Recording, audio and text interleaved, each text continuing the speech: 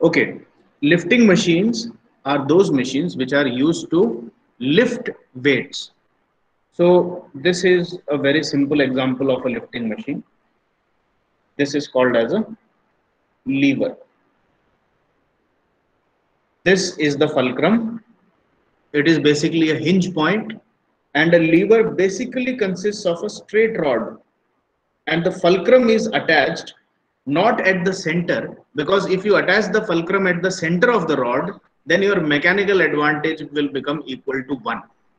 And the benefits of using a machine can only be accrued if you increase the mechanical advantage greater than 1. यानी कि mechanical advantage अगर greater than 1 होगा तो ही उस machine से आपको कुछ फायदा मिलेगा, अदरवाइज वो मशीन आपको उतना ही एफर्ट लगाने को कहेगी जितना लोड है। अब देखो ये लीवर कैसे काम करता है। इस लीवर को आप इस पॉइंट पे पकड़ करके नीचे को पुश करते हैं, तो ये लीवर का जो आर्म है ये इस तरीके से रोटेट करेगा। See, you push it down from here and the lever arm rotates like this. तो जब ये रोटेट करेगा तो ये जो लोड वाला आर्म है ये ऊपर को रोटेट करेगा, दिस विल गो अपवर्ड्स, और eventually once you have applied an effort of P, your lever arm will become like this.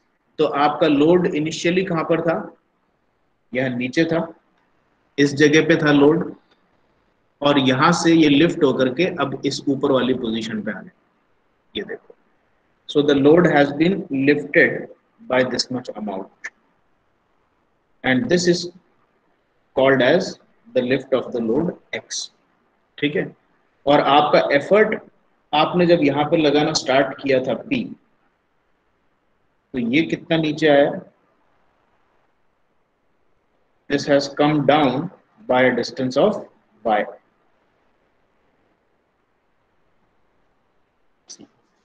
यहां पे आपने एफर्ट लगाया था और अब एफर्ट वाला आर्म आपका हॉरिजॉन्टल हो गया है, तो इसका मतलब एफर्ट कितना मूव हुआ, वर्टिकली Y मूव हुआ। तो these were the things that we studied in the previous class. क्या क्या थी ये चीजें। The load that is lifted is W. The effort that you apply on the machine to lift the load is represented by P. The distance moved by the load is represented by X. The distance moved by the effort is represented by Y. ठीक है। Mechanical advantage is a term which is defined as simply the ratio of how much load was lifted and how much effort you applied to lift that load. तो ये W by P को mechanical advantage का नाम देते हैं। Mechanical advantage will be greater than 1 if W is greater than P. यानी कि कुल मिलाकर के मैकेनिकल एडवांटेज मिल रहा है अगर ऐसा कोई कहे, तो इसका मतलब है कि ज्यादा लोड आप कम एफर्ट लगा करके उठा रहे हो, तो इसका मतलब है कोई लिफ्टिंग मशीन का सहारा लिया जा रहा है। अदरवाइज ऐसा हो ही नहीं सकता, जैसे कोई पत्थर पड़ा है 100 किलो का, बड़ा सा भाटा पड़ा हुआ है, और आपसे कोई कहे कि चलो एक काम करो 5 किलो का फोर्स लगा करके अपने हाथ से ही भाटा उठा लो, ऐसा हो ही नहीं सकता, इट इज इम्पॉसिबल। आप अगर झुक करके 100 किलो का वेट अपने हाथ से उठाओगे तो आपको 100 किलो का ही एफर्ट लगाना पड़ेगा, because you are not using a machine, you are not using any lifting machine. But if you try to lift it with the help of a lever, आप इस तरह की एक लीवर का सहायता से अगर उस लोड को उठाने की कोशिश करें तो आपका P जो है वो W से कम हो जाएगा।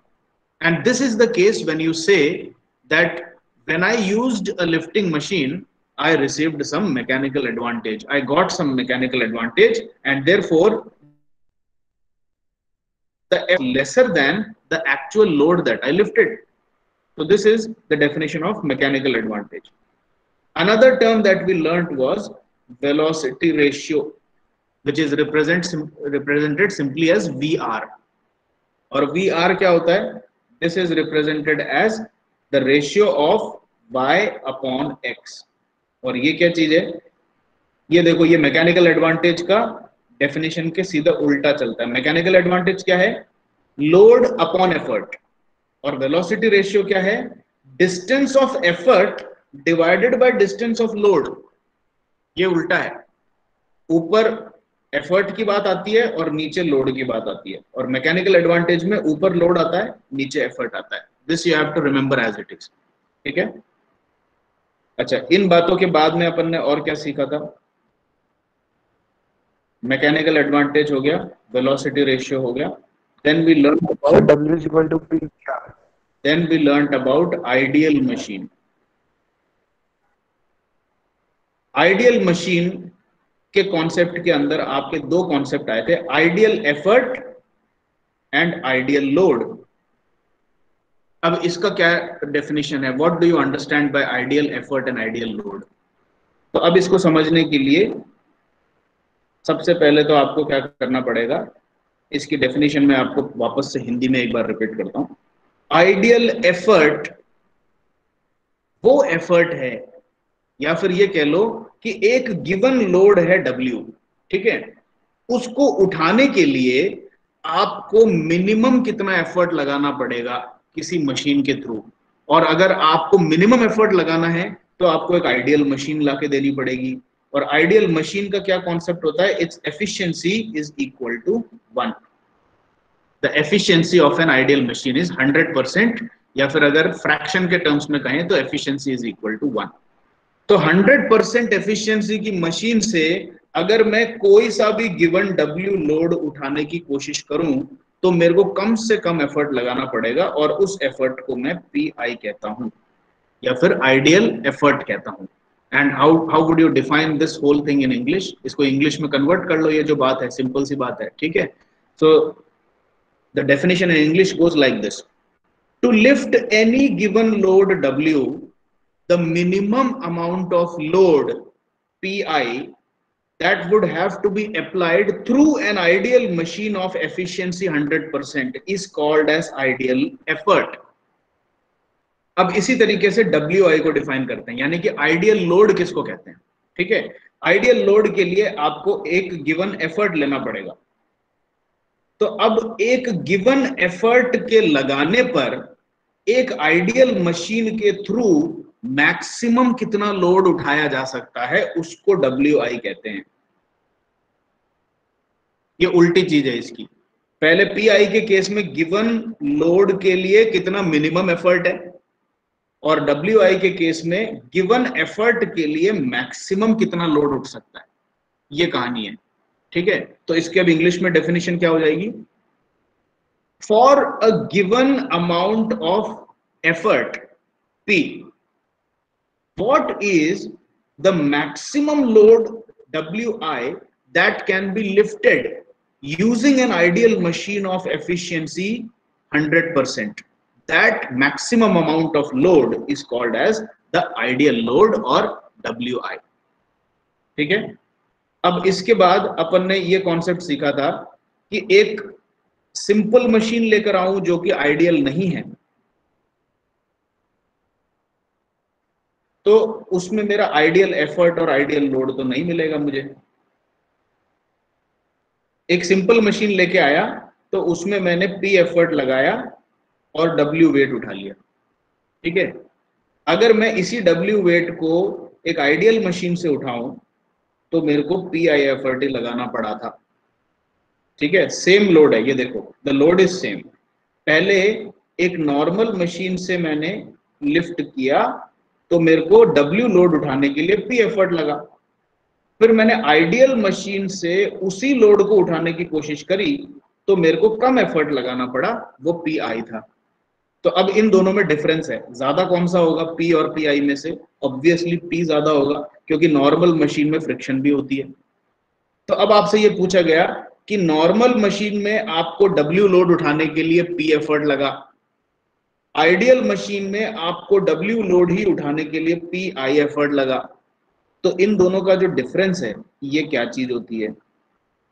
This quantity is called as the effort Friction loss, effort loss which in was friction. Lost in friction. यानी फ्रिक्शन के कारण आपको जो एफर्ट का नुकसान हुआ या फिर एक्स्ट्रा एफर्ट लगाना पड़ा वो है P माइनस PI। ठीक है, अब उसी तरीके से W का कॉन्सेप्ट लेके आए। एक एफर्ट था मेरे पास में P, इस एफर्ट को लगा करके मैंने W लोड उठाया एक नॉर्मल मशीन पे, यानी जिसमें फ्रिक्शन थी। वही एफर्ट लगाने पर एक आइडियल मशीन पर मुझे ज्यादा लोड उठाने की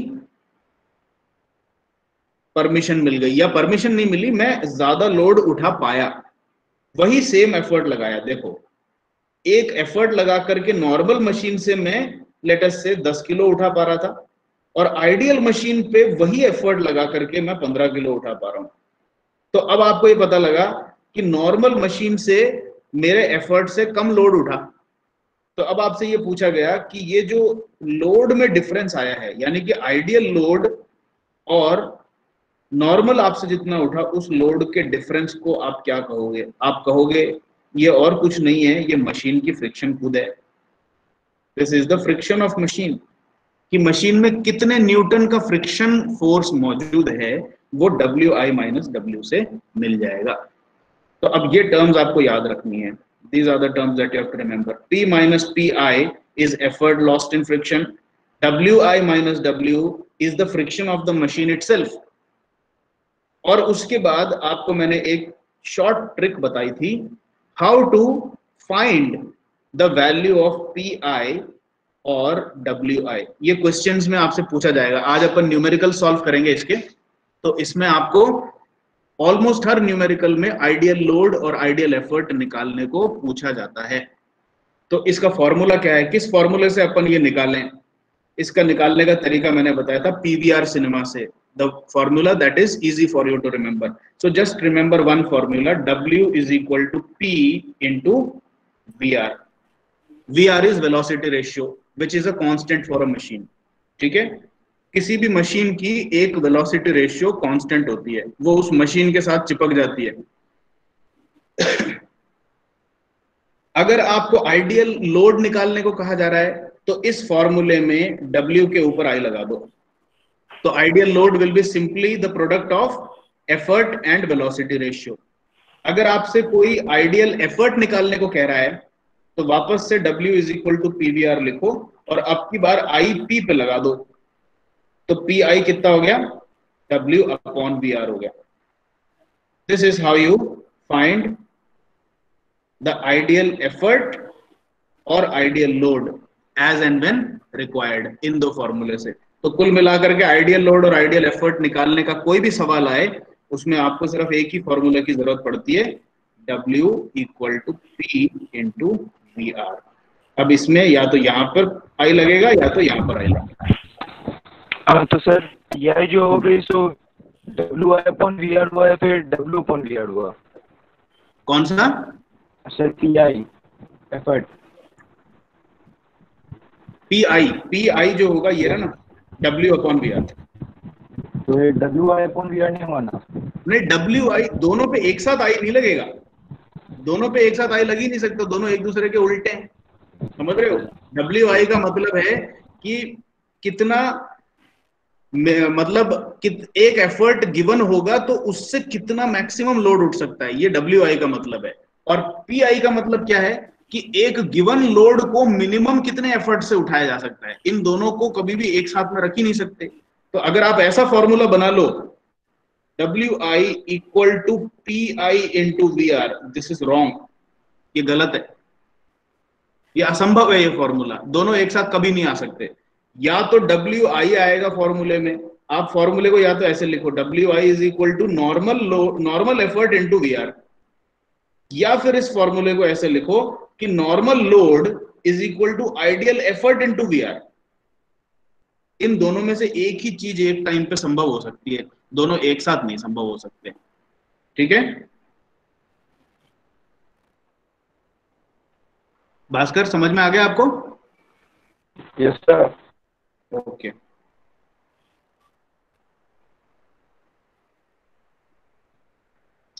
now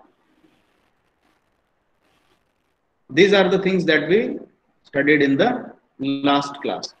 एक छोटा सा कॉन्सेप्ट या फॉर्मूला और छूट गया अपना, एफिशिएंसी किसको कहते हैं? what is the meaning of efficiency of a machine? Sir output upon input.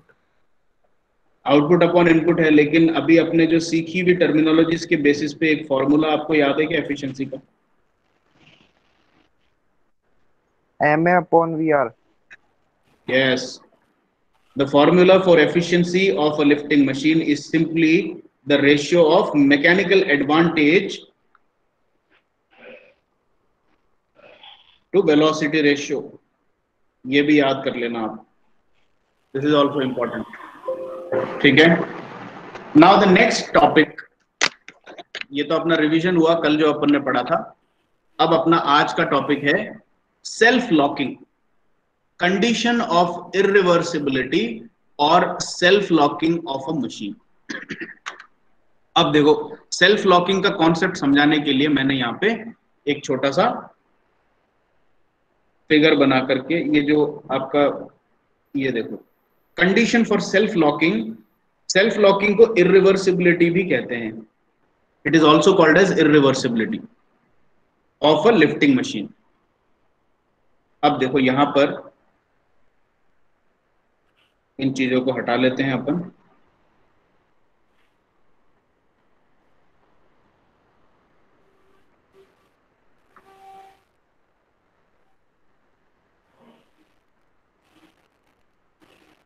C,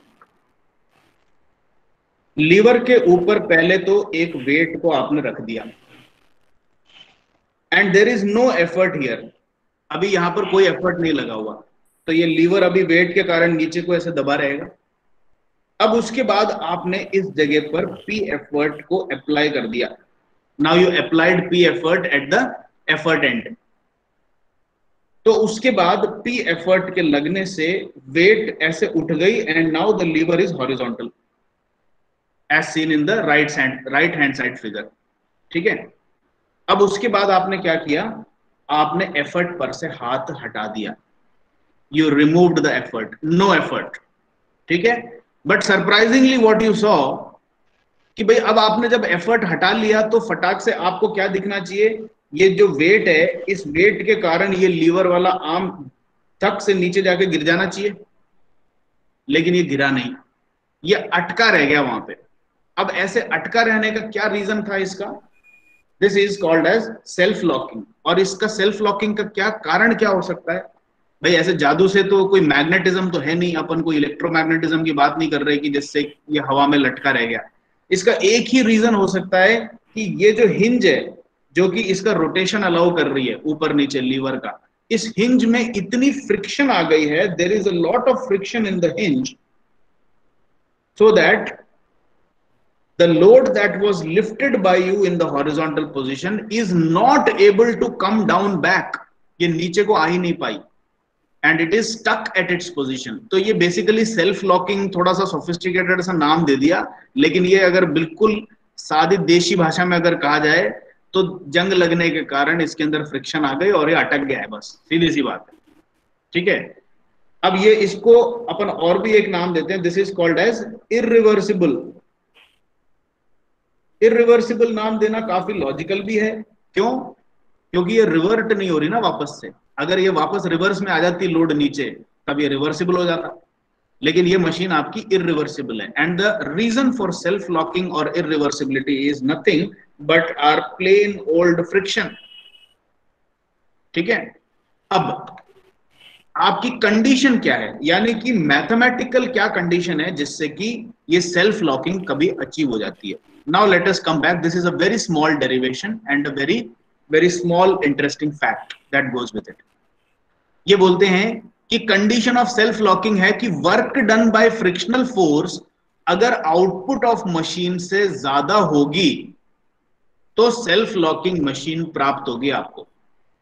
this is the logic. लेकिन मेरा ये मानना है कि ये जो स्टेटमेंट इन्होंने यहां दे रखा है, ये स्टेटमेंट जो है ये थोड़ा सा कंफ्यूजिंग है। What is the work done by friction force, और वो आउटपुट ऑफ मशीन से ज्यादा हो गई तो ये सेल्फ लॉकिंग कैसे हो गई? ये पहली बार पढ़ने पे मेरे को भी बहुत ज्यादा मतलब कन्विंसिंग सा नहीं लगा था। So let us take another approach जो कि आपको ज्यादा कन्विंसिंग लगेगी। ठीक है, अब ये देखो, work done by friction force की बजाय मैं तो ये कहूंगा कि let us, instead of calling it as work done by friction, let us call it work needed to overcome friction। कि फ्रिक्शन को ओवरकम करने के लिए कितना वर्क मेरे को करना पड़ेगा, उसको कह सकते हैं अपन, या फिर वर्क लॉस्ट इन फ्रिक्शन कह सकते हैं। अब देखो, आपकी मशीन की जो इनपुट होती है वो होती है P इंटू वाई। ठीक है, P into Y is the input to your machine, energy, क्योंकि P एफर्ट है और Y क्या चीज है, एफर्ट के द्वारा मूव किया गया डिस्टेंस है। So P into Y is equal to input energy which is given by you to the machine. ठीक है, और W इंटू एक्स क्या चीज है, W लोड है और X जो है वो लोड के द्वारा मूव हुआ डिस्टेंस है। So that means W into X is the output energy और the output work obtained from the machine। तो आपने P इंटू वाई एनर्जी खर्च करी और मशीन से W into X amount of work करवा लिया।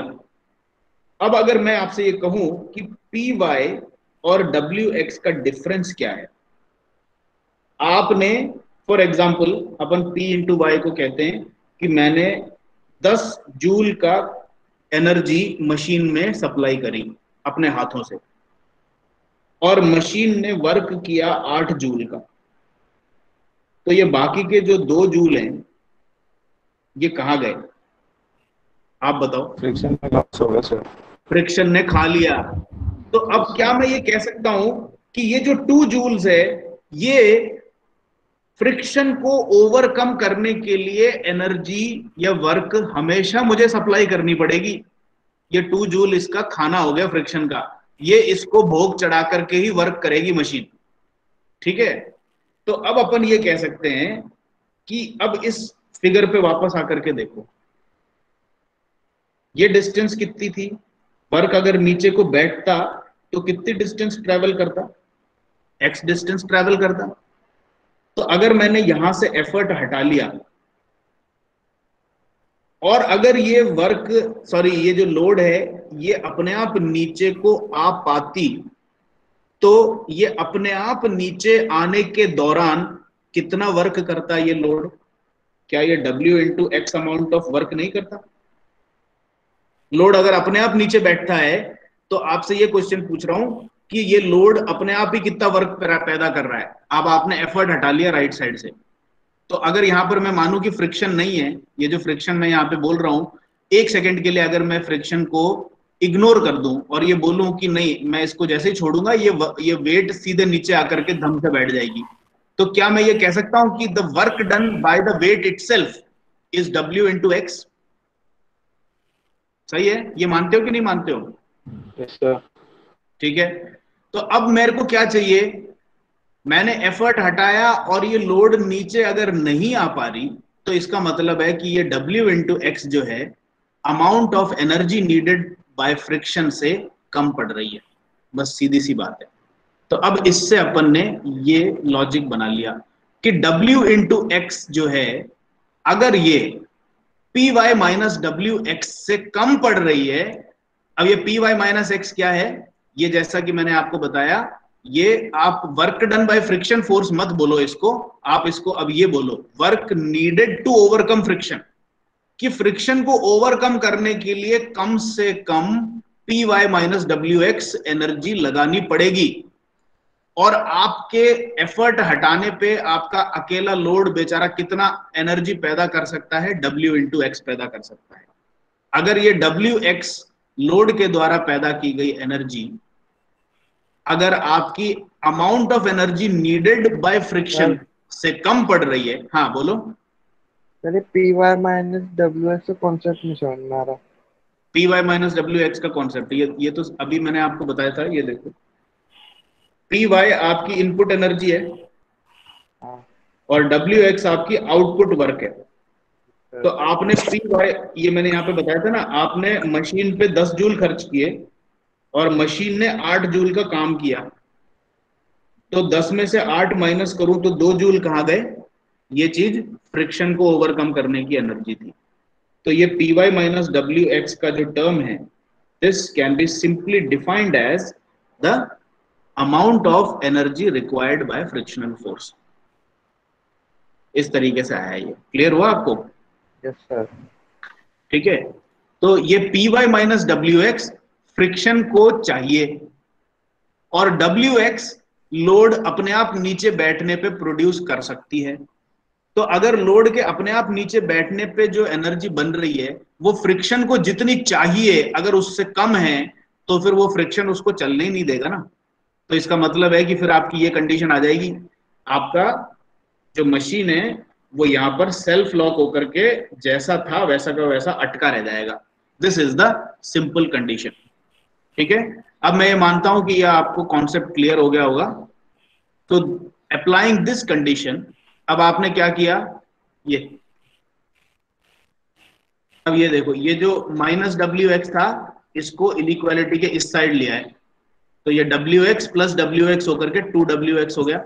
So the condition of self locking is now that PY should be greater than 2WX। फिर उसके बाद आपने इसको रीअरेंज किया। रीअरेंज कैसे किया?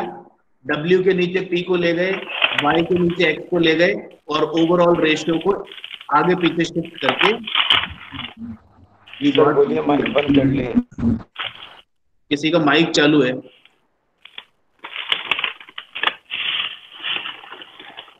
अमन शर्मा, रोल नंबर 22।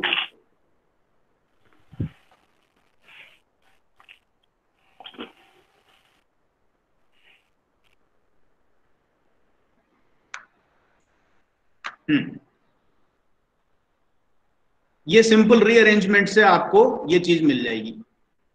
अब आपने इसको रीअरेंज करा तो W बाई P क्या है? Mechanical advantage. Y by X क्या है? Velocity ratio. और mechanical advantage upon velocity ratio क्या है? Efficiency. So this is the condition for self locking. तो ये सिंपल सा जो कॉन्सेप्ट था कि आउटपुट ऑफ मशीन या फिर लोड के खुद के नीचे बैठने पे जितनी एनर्जी प्रोड्यूस हो सकती है, वो एनर्जी अगर फ्रिक्शन को जितनी एनर्जी चाहिए उससे कम पड़ती है तो मशीन सेल्फ लॉकिंग होगी। बस इतना सिंपल सा कॉन्सेप्ट है ये। और इसको रीअरेंज करके आपने सीधे सीधे ये पता कर लिया, एक मैथमेटिकल कंडीशन पता कर ली कि अगर आपकी मशीन की एफिशिएंसी 50% से कम है तब तो वो सेल्फ लॉकिंग होगी, और अगर मशीन की एफिशिएंसी 50% से ज्यादा है तब वो सेल्फ लॉकिंग नहीं होगी और उस मशीन पर से एफर्ट हटाने पे वो अपना लोड दम से नीचे पटक देगी। ठीक है, तो अब अगर आपसे कोई आकर के ये पूछता है कि I have a machine and I want to know whether it is self locking और नॉट, मतलब आपको कोई और दूसरी चीज नहीं दे रखी, कितना लोड लगाने जा रहा हूं, कितना वेट उठा रहा हूं, कुछ नहीं बोला, बोला कि मेरे घर पे एक मशीन रखी हुई है, आप मेरे को ये बताओ कि वो मशीन सेल्फ लॉकिंग है कि नहीं। सेल्फ लॉकिंग का मतलब आपको पता है कि उस मशीन से कुछ लोड आपने एफर्ट लगा करके उठा के पकड़ा और एकदम से एफर्ट से हाथ हटा लिया, तो क्या वो लोड नीचे गिरेगा या वहीं अटका रह जाएगा? This is the concept of self locking. अगर वो अटका रह गया तब तो सेल्फ लॉकिंग या फिर इरिवर्सिबल है, और अगर वो नीचे गिर गया यानी मशीन उल्टी चल के उस लोड को नीचे रख देती है तब तो वो रिवर्सिबल हो गया या फिर नॉन सेल्फ लॉकिंग हो गया। तो आपको सिर्फ एक ही क्वेश्चन पूछना है उस बंदे से वापस, एफिशिएंसी कितनी है तुम्हारे मशीन की? तो अगर वो बोलता है एफिशिएंसी मेरी 65% है, तो बोलेगा कि तुम्हारी मशीन सेल्फ लॉकिंग नहीं है, तो मशीन को छोड़ोगे तो लोड नीचे गिर जाएगा। एफिशिएंसी 50% से कम है तो सेल्फ लॉकिंग, 50% से ऊपर है तो रिवर्सिबल या फिर नॉन सेल्फ लॉकिंग। बस ये कॉन्सेप्ट है रिवर्सिबिलिटी ऑफ मशीन्स का। ठीक है, और अगर एफिशिएंसी एग्जैक्ट 50% है तो? एग्जैक्ट 50% है तो भी वो अटकी रह जाएगी वहां पे। एक्चुअली ये लेस देन 50% ना होकर के this should actually be less than और इक्वल टू 50%। यानी कि अगर एफिशिएंसी एग्जैक्टली 50% है तो क्या होगा मैं आपको बताता हूं। वो एक बहुत ही डेलिकेट इक्विलिब्रियम में होगी, यानी कि आप बहुत जेंटल तरीके से अपना हाथ अगर मशीन से उठाओगे तो वो मशीन वहां पर अटकी तो रह जाएगी, लेकिन अगर आपने उस लोड पे एक उंगली से एक हल्का सा पुश भी दिया तब वो नीचे गिर जाएगी। समझे आप? अगर एफिशिएंसी 49.9% हो गई तब तो ये पक्का इरिवर्सिबल हो जाएगी, फिर तो अटका ही रहेगा, फिर आपके उंगली से हल्का सा पुश करने से वो थोड़ा सा हिल जरूर जाएगा लेकिन नीचे नहीं जाएगा। लेकिन एक्चुअल सेल्फ लॉकिंग की condition is efficiency is less than और इक्वल टू 50%। ठीक है, लेकिन अगर आप लेस देन 50% लिखते हो तो भी आपको आपका आंसर को करेक्ट मान लिया जाएगा, but the truth is less than और इक्वल टू 50%। ठीक है, okay, now we come to the next concept of law of machines. अब लॉ ऑफ मशीन्स क्या कहता है? ये ग्राफ देख करके एकदम से आपको लगेगा कि अब चीजें थोड़ी सी शायद कॉम्प्लिकेटेड होने वाली हैं, मगर ऐसा नहीं है। लॉ ऑफ मशीन्स एक बहुत ही आसान सा कॉन्सेप्ट है। So let us learn what the law of machines says.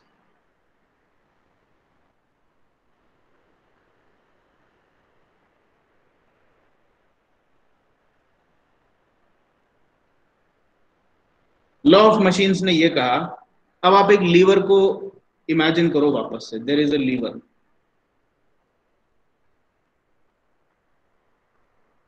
इस पे एक छोटा सा वेट रखा आपने, नन्ना सा, ठीक है। अब आप क्या कर रहे हो, साथ साथ में you are trying to plot a graph between how much load is being lifted and how much effort you have to apply to lift that load। ठीक है, तो अब ये चीज आपकी ओरिजिन हो गई, यानी कि जीरो लोड उठाने के लिए जीरो एफर्ट। ठीक है, अब आपने एक छोटा सा लोड रखा, बोला कि ये कितना लोड है, बोला कि ये कोई आधा किलो है। ठीक है, तो आधा किलो लोड यहाँ पे मार्क कर लो, हाफ केजी। यहाँ पे एक छोटा सा मार्क लगा दिया मैंने ग्राफ पे, क्यों? क्योंकि हाफ केजी है, this much is half KG. Okay, बोला कि अब इसको उठाओ, कितना एफर्ट से उठेगा ये। तो आपने पहले थोड़ा सा एफर्ट लगाया, नहीं उठा, फिर थोड़ा सा एफर्ट बढ़ाया, और एफर्ट लगा लगा करके ये पता लगा कि इतने एफर्ट पे मेरा ये W उठ गया। तो आपने यहाँ पर एक पॉइंट मार्क कर दिया, बोला कि now I have a graph point which says that to lift half I have to apply 2 kg of effort। ठीक है, अब उसके बाद आपने इसी तरीके से थोड़ा सा लोड यहां पर बढ़ा दिया, थोड़ा सा लोड एक्स्ट्रा रख दिया। अब यहाँ पर अब नया लोड आ गया, एक्स्ट्रा लोड है, तो उसके लिए एक्स्ट्रा एफर्ट लगेगा। ठीक है सर। हाँ सर लेकिन ये तो पॉसिबल ही नहीं है ना कि भाई अगर हाफ है लोड तो उसके लिए एफर्ट अपने को 2 लगाना पड़े, 2 किलो। क्यों? फ्रिक्शन की बात आ गई अब तो ऑलरेडी अपने। अगर फ्रिक्शनल फोर्स भी इंक्लूड कर ली जाए तो एफर्ट ज्यादा लगाना पड़ेगा ना लोड, कम लोड को उठाने के लिए। सो दिस इज परफेक्टली पॉसिबल। बल्कि मैकेनिकल एडवांटेज तो मिला ही नहीं अपने को। हाँ, अब देखो, अब इस वाले ग्राफ को देखो, एक्चुअल मशीन से क्या हो रहा है। ठीक है, जीरो लोड को उठाने के लिए भी एफर्ट लग रहा है यहाँ पर। ये देखो, इस पॉइंट का क्या मतलब है। अगर मैं एफर्ट और लोड के बीच में ग्राफ प्लॉट कर रहा हूं, और अगर मेरे को ये पॉइंट मिल रहा है, ठीक है, तो इस पॉइंट का मतलब क्या है कि ये एक सेल्फ लॉकिंग टाइप की मशीन है। ये, इसमें इतना फ्रिक्शन है, ये देखो, इतना एफर्ट तो फ्रिक्शन में लॉस होगा आपका, यानी कि कुछ भी लोड नहीं उठा रहा हूं, लेकिन फिर भी खाली लीवर को चलाने के लिए भी मेरे को यहां पर कम से कम 20 न्यूटन का एफर्ट लगाना पड़ रहा है। अब बताओ ये मशीन है कि नहीं है, या फिर ये कोई कॉन्सेप्ट सही है कि गलत है। तो हमेशा ऐसा जरूरी नहीं है कि आपको लोड से कम एफर्ट ही लगाना पड़े, ऐसा जरूरी नहीं है। ठीक है, ये आगे जाकर के आपको एडवांटेज जरूर देगा, यानी कि आप जब एक्स्ट्रा इधर इस पॉइंट पे कहीं आओगे ना, then you will start getting mechanical advantage. ठीक है, तो हो सकता है कि इस पॉइंट पे आपका ये जो x की जो मेजरमेंट है और ये जो y की मेजरमेंट है, इन दोनों के बीच में अगर डिफरेंस आ जाए, ये देखो, ये तो टोटल एफर्ट हो गया और ये टोटल लोड हो गया आपका W। तो इस केस में आपका P जो है ये W से थोड़ा सा कम हो जाएगा। That is going to be possible when you lift more weight. लेकिन जितना कम वेट होगा आपको मैकेनिकल एडवांटेज बहुत कम से कम मिलता रहेगा, और इस पॉइंट पे तो बिल्कुल नहीं मिलेगा mechanical advantage. When the load is zero there is no mechanical advantage. ठीक है, अब इसी Yes, इसी sir. पे आगे आएंगे। ये चीज तो समझ में आ गई कि नहीं आई आपको, ये बताओ पहले। ठीक है, अब Yes, देखो, sir. अब इसी तरीके से मैं I will keep on progressing and keep on adding more and more weight. और हर बार जब मैं इस पे वेट ऐड करूंगा तो फिर मेरे हर बार मैं रिकॉर्ड कर रहा हूं कि मेरे को कितना एफर्ट लगाना पड़ रहा है। तो इस तरह से ये सारे पॉइंट्स मैंने रिकॉर्ड किए और ये मेरे ग्राफ के पॉइंट्स बन गए इस तरीके से।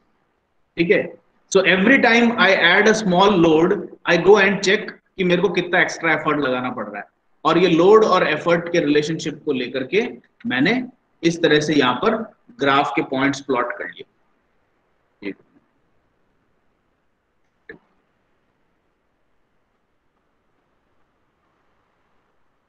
देखा आपने, इस ग्राफ के अंदर इतने सारे पॉइंट्स आ गए मेरे पास। Every time I use a load I go and plot how much effort is needed, and eventually what you do is you connect all these dots to draw a straight line. ठीक है, and this is what is called as the law of machines. ये जो line है, इस line की equation को ही आप law of machines कहते हो। ये देखो, ठीक है, this is called as law of machines, और यही कॉन्सेप्ट यहां पर आपको बता रखा है। ये देखो, ये जो डॉट्स दिख रहे हैं ये इसी तरह के एक्सपेरिमेंटल डॉट्स हैं कि भाई इतना लोड लगाया था आपने, इतना लोड लगाया तो इतना एफर्ट जरूरत पड़ी, इतना लोड लगाया तो इतना एफर्ट की जरूरत पड़ी, इतना लोड लगाया तो इतने एफर्ट की जरूरत पड़ी। इस तरीके से सारे आपने एक्सपेरिमेंट किए, and once you obtained all the dots you draw a straight line through the dots to obtain what is called as the law of machines. अब स्ट्रेट लाइन का जो इक्वेशन है उसको कैसे लिखते हैं अपन? y एक्सिस पे p है और x एक्सिस पे w है। So if I get a straight line like this, then my equation is nothing but p is equal to some slope of the line which I am writing as m multiplied by w plus a constant c।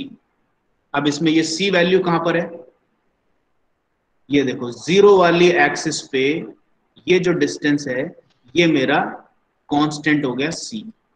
ये simple mathematics बता रहा हूं मैं आपको, इसमें अभी कोई machines का कॉन्सेप्ट आ ही नहीं रहा है। मैं अभी आपको सिर्फ ग्राफ थ्योरी की बात कर रहा हूं। ग्राफ थ्योरी पे अगर x एक्सिस पे मैं w लूं और y एक्सिस पे p लूं, और इन दोनों के बीच का रिलेशनशिप अगर एक स्ट्रेट लाइन आता है और इस लाइन की एंगल थीटा है x एक्सिस से, तो इसका जो स्लोप है यानी कि tan थीटा, इसको मैं m नाम दे रहा हूं। I am simply taking the slope of this line as m। और उसके अलावा मैंने देखा कि the intercept of this line on the y axis is a constant value, तो मैं इसको कैपिटल C ले रहा हूं, the intercept of the line on the y axis. तो अगर मेरे पास, अरे ये क्या है यार ये, और अगर मैं इन दो पैरामीटर्स को लेकर के इस लाइन की इक्वेशन बनाने की कोशिश करूं, तो आपको पता है कि किसी भी लाइन की इक्वेशन होती है y is equal to mx plus c। ठीक है, एक स्ट्रेट लाइन की इक्वेशन होती है y is equal to mx plus c। तो अब y की जगह पे p है, x की जगह पर w है, स्लोप m यहां पर रख दिया और ये कांस्टेंट यहां पर रख दिया, तो मेरा ये जो p is equal to mw plus c है, this equation is called as the law of machines. अब इसी के साथ में एक आइडियल मशीन का कॉन्सेप्ट भी इन्होंने लॉन्च कर दिया। ये बोलता है आइडियल मशीन कैसी होती है? Ideal machine is a machine which has no friction. तो अगर फ्रिक्शन ही नहीं है तो अगर मैं जीरो लोड उठाऊंगा तो मेरे को उस केस में जीरो एफर्ट लगाना पड़ेगा। लेकिन अगर मेरी मशीन में फ्रिक्शन है तो जीरो लोड उठाने के लिए भी मेरे को कम से कम इतना एफर्ट लगाना पड़ेगा। और ये एफर्ट क्यों लग रहा है? फ्रिक्शन को खिलाने के लिए लग रहा है ये एफर्ट। तो आइडियल मशीन की भी स्ट्रेट लाइन रिलेशनशिप आएगी, लेकिन आइडियल मशीन की जो स्ट्रेट लाइन है वो ओरिजिन से पास होगी इस तरीके से। और एक्चुअल मशीन जिसमें फ्रिक्शन होती है उसकी लाइन कभी भी ओरिजिन से पास नहीं होगी, उसकी लाइन हमेशा ओरिजिन से ऊपर कहीं इंटरसेप्ट बनाते हुए पास होगी। So this is all that you have to remember regarding law of machines. तो अगर आपसे कोई पूछे कि लॉ ऑफ मशीन्स क्या है, आप तो सिर्फ ये ग्राफ बनाओ, P वर्सेस W, एक स्ट्रेट लाइन यहां से बनाओ और ये हो गई आपकी एक्चुअल मशीन। एक स्ट्रेट लाइन यहां ओरिजिन से बनाओ और ये बोल दो ये मेरी आइडियल मशीन। इधर आप C मार्क करो और उसके बाद सीधे सीधे लॉ ऑफ मशीन लिखो। The law of machines is P is equal to slope M multiplied by load plus the constant coefficient C, which is nothing but the effort lost in friction।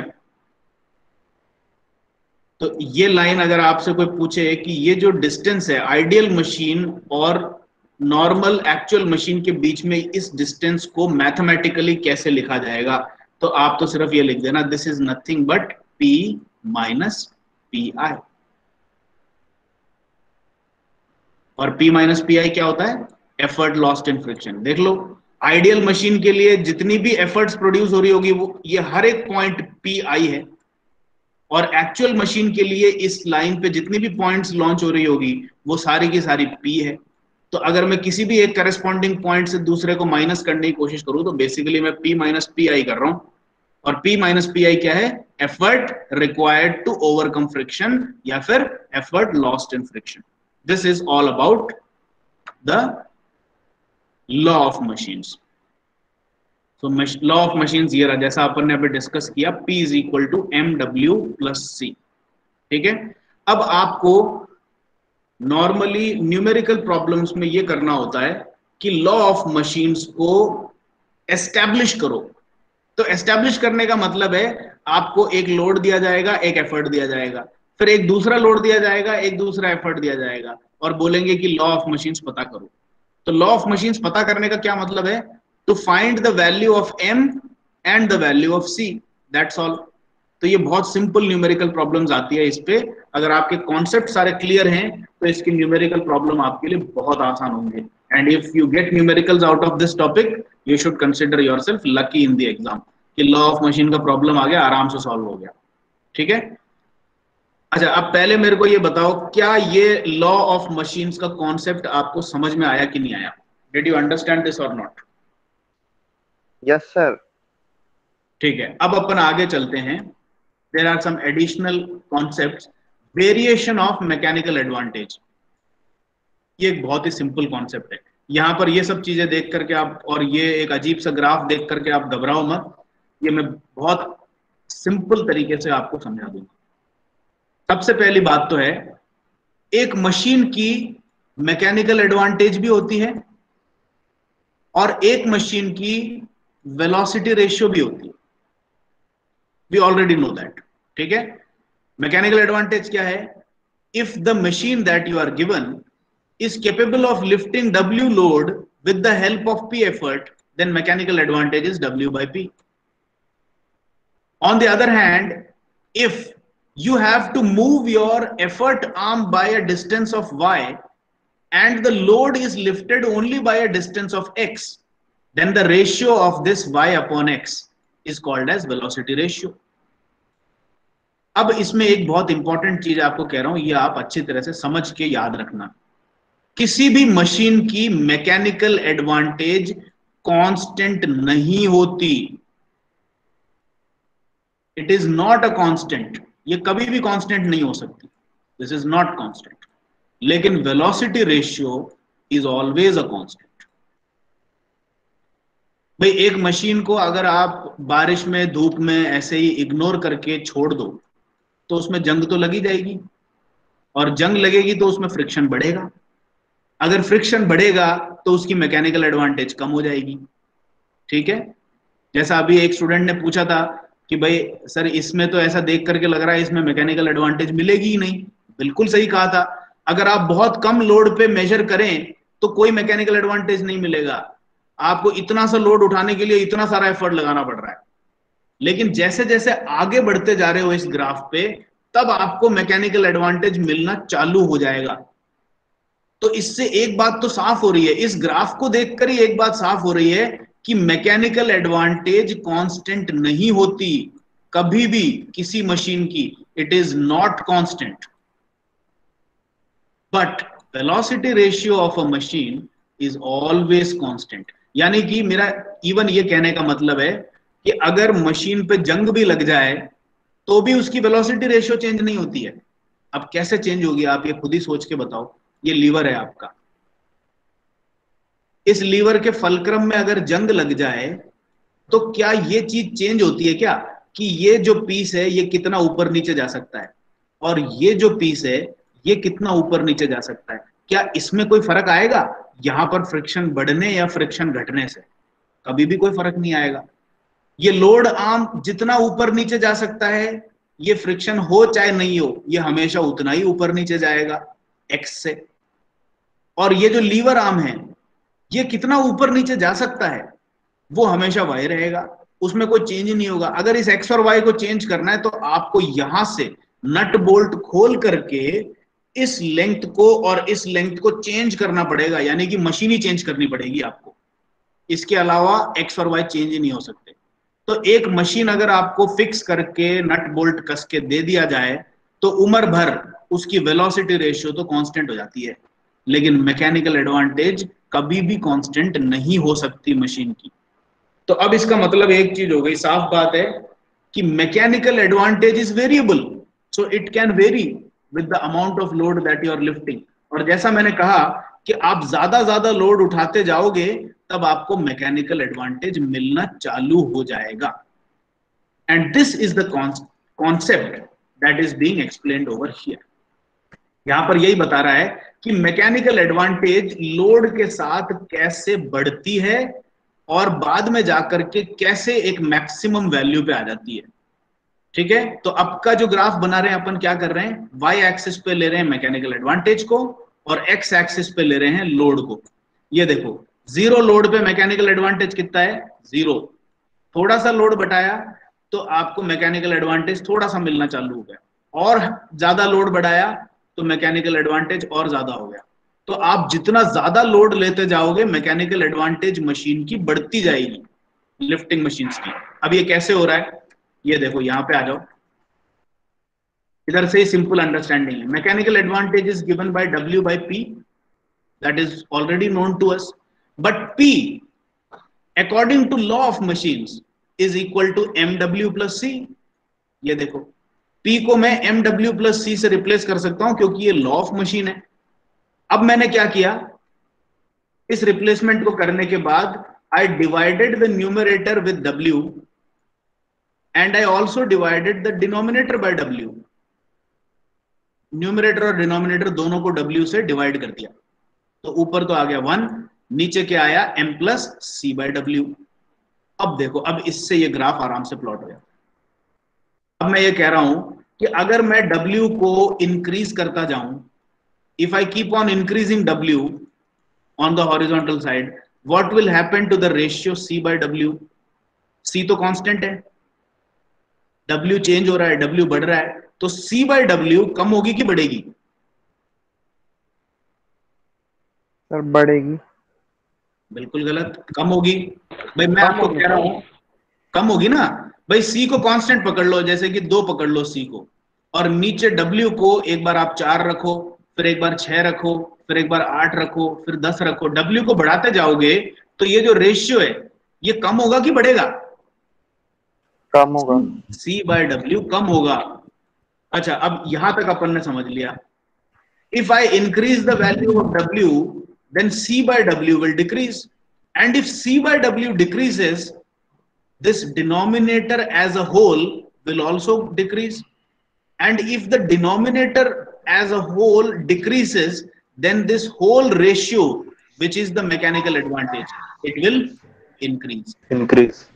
समझ में आ गया ना? तो अब आप ये पता करना चाहते हो कि मैं W को बढ़ाते जाऊं बढ़ाते जाऊं बढ़ाते जाऊं तो मेरा मैकेनिकल एडवांटेज भी बढ़ता जाएगा बढ़ता जाएगा। इसकी कोई लिमिट है क्या, कोई सीमा है क्या, कहां जाकर के मैक्सिमम मैकेनिकल एडवांटेज मिलेगा? when I put when W tends to infinity, that means C by W tends to 0, ठीक है? And when C by W tends to 0, in that case mechanical advantage becomes maximum. ये concept समझ में आया आपको? Sir यही वाली एक बार और बता दो, लास्ट वाली।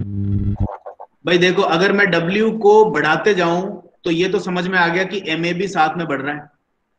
तो अब ये MA मैक्सिमम कितना हो सकता है? मैक्सिमम होने के लिए मेरे को W को भी मैक्सिमम पकड़ के रखना पड़ेगा। तो W को मैक्सिमम कितना ले जा सकता हूँ? इन्फिनिटी तक ले जा सकता हूँ। तो मैंने W को इन्फिनिटी कर दिया। यहां पर अगर इन्फिनिटी रख दूं तो C बाई इन्फिनिटी कितना हो जाएगा? 0। और 0 हो गया तो M प्लस 0 हो गया M। तो M आपकी मैकेनिकल एडवांटेज की वैल्यू आ गई 1/m। तो मैं ये कह रहा हूं कि maximum value of mechanical advantage आपको तब मिलेगी जब मैं W को मैक्सिमम कर दूंगा। और W को मैक्सिमम इंफिनिटी से ज्यादा क्या करोगे आप?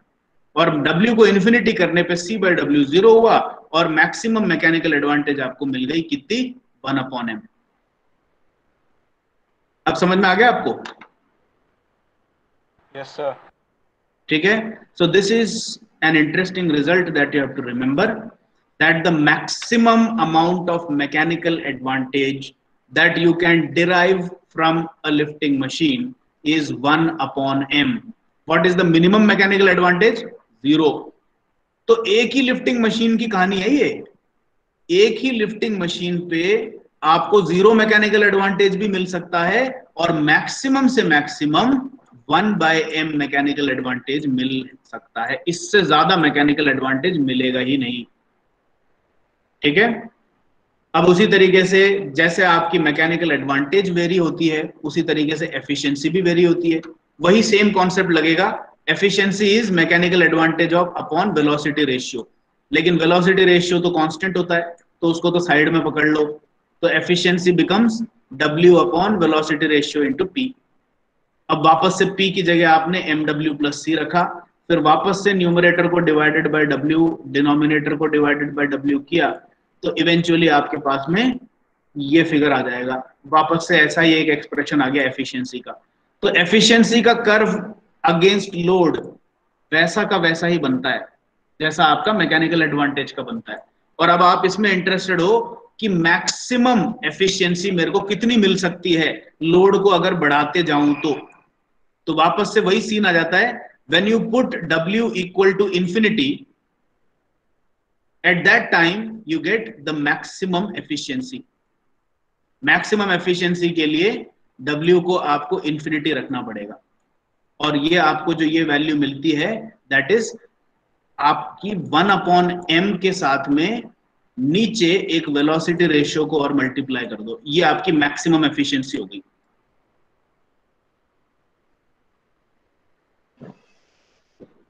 This is a very simple mathematical result. ये आपसे एग्जाम में 2 नंबर में 4 नंबर में कितने भी क्वेश्चन में पूछा जा सकता है। ये derive and draw the maximum value of mechanical advantage या फिर maximum value of efficiency of a machine that can be obtained. ये कॉन्सेप्ट्स जो है, ठीक है। अब आप एक काम करिए, ये जितने फॉर्मूले हैं इन फॉर्मूलेस को लेकर के यहां पर मैंने भावी कट्टी से जो जनरल सिंपल क्वेश्चन आ सकते हैं उनको मैंने as it is copy paste कर लिया। तो आपको किताब में जाके देखने की जरूरत नहीं है, मैंने सारे क्वेश्चंस यहाँ पे पेस्ट कर दिए हैं। So now I want you guys to go through these questions and the solutions and see whether you understand them और नॉट। अगर आपको नहीं समझ में आए तो मैं इनको सॉल्व करने के लिए एक अलग से वीडियो पोस्ट कर दूंगा, ठीक है। लेकिन क्लास में अब अपन इसको डिस्कस नहीं करेंगे। ये बहुत ही सिंपल क्वेश्चंस हैं, ठीक है। एक बार आप इसको आज जाकर के घर पे जरूर देखें अपने आप बैठ करके। और अगर आपको कोई भी डाउट इन क्वेश्चंस में से आता है, इन सॉल्व्ड एग्जांपल्स में से, then you just give me a notification, मैं आपको एक अलग से वीडियो बना करके या आपको पर्सनली समझा करके क्लियर कर दूंगा, ठीक है। So the maximum efficiency is 1 upon VR into n. So we will stop the lecture here.